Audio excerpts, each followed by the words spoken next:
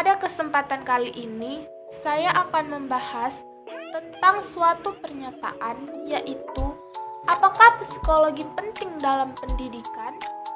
Jawabannya, tentu saja sangat penting, baik dari segi pendidiknya ataupun gurunya, yang dididiknya ataupun siswanya, dan bagi orang-orang di sekitarnya.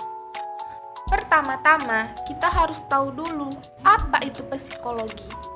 Psikologi berasal dari dua kata, yaitu psyche dan logos. Psyche artinya jiwa dan logos artinya ilmu pengetahuan. Sehingga psikologi artinya ilmu yang mempelajari tentang jiwa, kejiwaan. Jadi, psikologi pendidikan adalah suatu ilmu yang mempelajari tentang masalah kejiwaan peserta didik dalam proses pendidikan dan pembelajaran.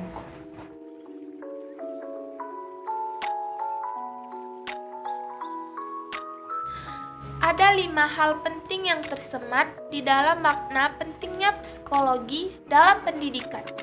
Yang pertama, sebagai motivasi belajar.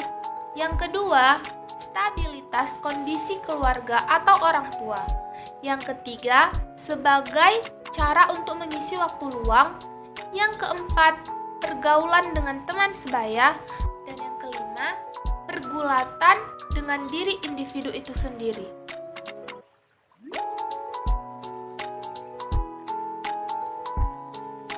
Yang pertama yaitu sebagai motivasi belajar. Apa itu motivasi belajar? Motivasi belajar adalah sebuah daya penggerak yang ada di dalam diri siswa yang menimbulkan suatu kegiatan belajar dan menjamin kegiatan belajar tersebut sehingga tujuan yang diinginkan oleh si pelajar dapat tercapai. Motivasi belajar tidak akan terbentuk apabila siswa tersebut tidak mempunyai cita-cita, keinginan, atau menyadari manfaat belajar bagi dirinya. Oleh karena itu, dibutuhkan suatu pengondisian tertentu agar mereka dapat termotivasi. Disinilah sosok guru sangat berperan penting, di mana seorang guru diharapkan mampu memberikan motivasi agar siswanya terdorong hasratnya untuk mau belajar. Sebagai salah satu contoh, guru bisa menceritakan tentang perjalanannya dalam meniti karir. Apa saja yang ia pelajari, bagaimana ia menghadapi semua kesulitannya, dan apa saja suka duka yang ia alami selama menjadi seorang guru, sehingga siswa akan termotivasi dan terdorong hasratnya untuk meniru gurunya tersebut.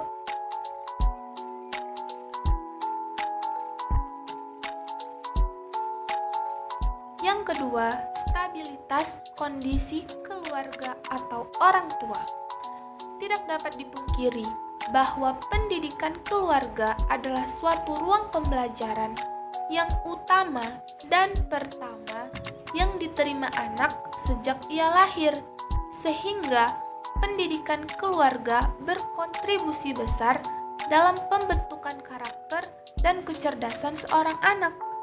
Bahkan ada yang menyatakan bahwa pendidikan keluarga sangat berpengaruh terhadap keberhasilan atau kegagalan anak di masa depan. Sebagai contoh, sebuah keluarga yang sedari kecil selalu memanjakan anaknya, selalu memberikan apapun yang diminta oleh anaknya, maka seiring berjalan waktu, sifat manja tersebut akan terus tertanam di dalam diri anak itu. Sehingga tanpa disadari, anak tersebut telah terbentuk suatu sosok kepribadian yang malas untuk berusaha dan selalu mengandalkan atau meminta bantuan orang tuanya untuk mencapai tujuannya.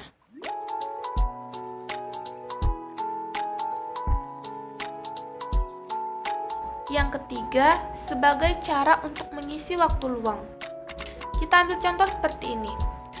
Seorang anak yang sehari-harinya berteman dengan anak yang suka melaksanakan bimbingan belajar, anak yang suka membaca buku, maka anak tersebut juga akan terdorong dan dia bisa mengisi waktu luangnya dengan hal-hal berguna tersebut, dengan bimbel dan membaca buku, dibanding dengan anak yang sehari-harinya berteman dengan anak yang suka berfoya-foya, anak yang suka menghamburkan uang, anak yang suka menghabiskan waktunya untuk hal-hal yang tidak berguna, maka ia pun dapat terdorong dan terjerumus untuk mengisi waktu luangnya dengan hal-hal buruk tersebut.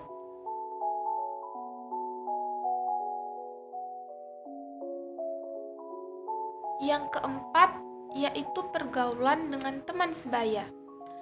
Teman sebaya merupakan salah satu faktor yang sangat berpengaruh di dalam kehidupan, terutama saat menginjak usia remaja. Peran teman sebaya bisa berkaitan dengan sikap, perilaku, pembicaraan, minat, ataupun penampilan.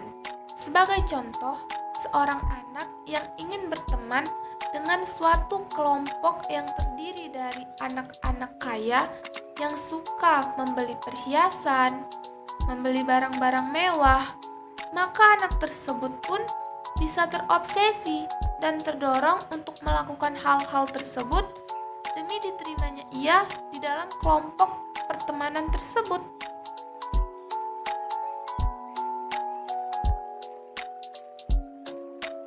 Yang kelima, yaitu pergulatan dengan diri individu itu sendiri. Yang dimaksud pergulatan di sini adalah bagaimana cara seorang individu menghadapi berbagai macam situasi di dalam hidupnya, baik saat ia menerima kabar gembira dan ia menjadi senang, atau saat ia sedih dan menerima berbagai masalah. Bagaimana cara ia menyelesaikan masalah tersebut? Bagaimana cara ia bangkit dari kegagalan? Atau bisa juga bagaimana cara ia menghadapi orang-orang yang tidak menyenangkan di sekitarnya?